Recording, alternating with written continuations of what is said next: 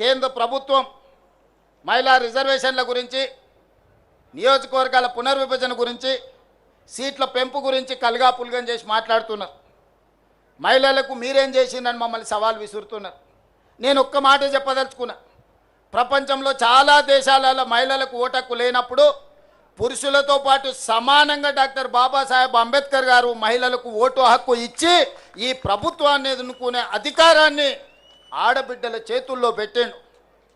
మహిళలకు మన దేశంలో పురుషులతో సమానంగా డాక్టర్ బాబాసాహెబ్ అంబేద్కర్ గారు ఓటు హక్కు ఇచ్చే వరకు చాలా దేశాలలో మహిళలకు ఓటు హక్కు లేదు. మహిళలు బయటికి వచ్చి బహిరంగంగా తిరిగే పరిస్థితి లేని రోజులు. ఆ రోజుల్లోనే డాక్టర్ బాబాసాహెబ్ అంబేద్కర్ గారు మహిళలకు ఓటు హక్కు ఇచ్చి సమానమైన అవకాశాలను పురుషులతో పాటు సమానంగా సమానమైన విలువ ఆధారిత ఓటు హక్కునిచ్చిండు.